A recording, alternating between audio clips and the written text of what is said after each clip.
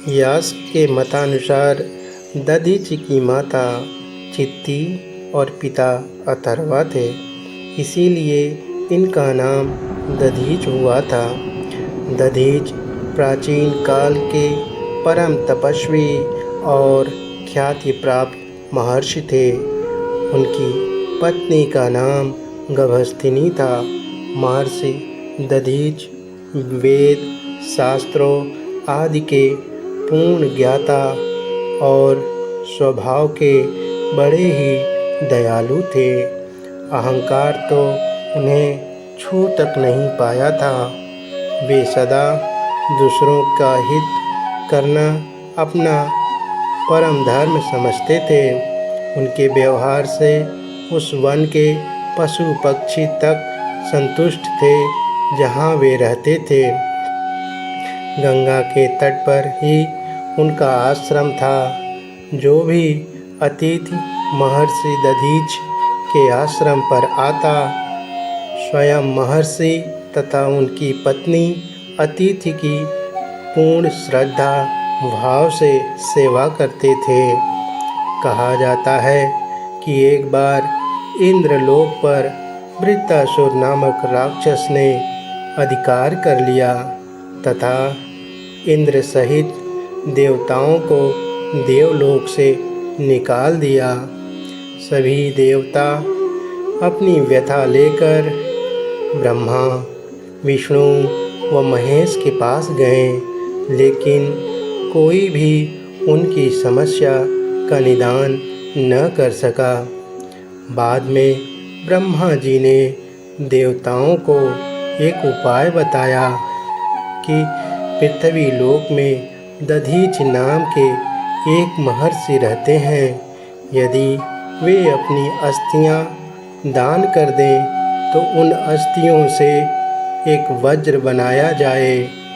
उस वज्र से वृत्तासुर मारा जा सकता है, क्योंकि वृत्तासुर को किसी भी अस्त्र शस्त्र से नहीं मारा जा सकता। इसीलिए ऐसे प्राणी के अस्थियों से ही उसे मारा जा सकता है जो कभी भी गुस्से के पकड़ में न आया हो। वो केवल महर्षि दधीच ही थे। देवलोक पर वृत्तासुर राक्षस के अत्याचार दिन प्रतिदिन बढ़ते ही जा रहे थे। वह देवताओं को भली भांति से परेशान कर रहा था। अंततः देवलोक से देवराज इंद्र अपने लोक की रक्षा व देवताओं की भलाई के लिए अपने सिंहासन को बचाने के लिए देवताओं सहित महर्षि दधीच के शरण में जाना ही पड़ा। महर्षि दधीच ने इंद्र का पूरा सम्मान किया तथा आश्रम आने का कारण पूछा। इंद्र ने महर्षि को अपनी व्यथा सुनाई तो दधीच ने कहा कि मैं देवलोक की रक्षा के लिए क्या कर सकता हूँ। देवताओं ने उन्हें ब्रह्मा, विष्णु व महेश की कही हुई बातें बताईं तथा उनकी अस्थियों का दान मांगा। महर्षि दधीच ने बिना किसी हिचकिचाहट के अपनी अस्थियों का दान देना स्वीकार कर लिया। उन्होंने समाधि लगाई और अपनी देह त्याग दी। उस समय उनकी पत्नी आश्रम में नहीं थी। अब देवताओं के समक्ष ये समस्या आई कि महर्षि दधीच के शरीर के मांस को कौन उतारे। इस कार्य के ध्यान में आते ही सभी देवता सहम गए। तब इंद्र ने कामधेनु गाय को बुलाया और उसे महर्षि के शरीर से मांस उतारने को कहा। कामधेनु ने अपनी जीभ से चाट चाट कर महर्षि के शरीर का मांस उतार दिया। अब केवल अस्थियों का पिंजर रह गया था। महर्षि दधीच ने तो अपनी देह देवताओं की भलाई के लिए त्याग दी, लेकिन जब उनकी पत्नी गभस्थिनी वापस आश्रम में आईं तो अपने पति की देह को देखकर विलाप करने लगीं तथा सती होने की जिद करने लगीं।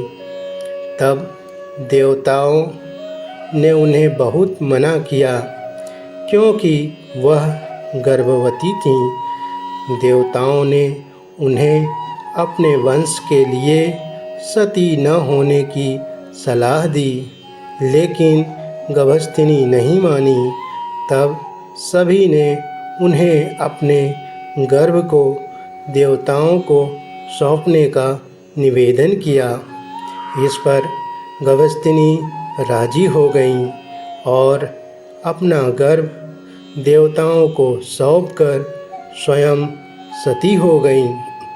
देवताओं ने गभस्थिनी के गर्भ को बचाने के लिए पीपल को उसका लालन पालन करने का दायित्व सौंपा। कुछ समय बाद गर्भ पलकर शिशु हुआ तो पीपल द्वारा पालन पोषण करने के कारण उसका नाम पिपलाद रखा गया। इसी कारण दधीच के वंशज दाधीच कहलाते।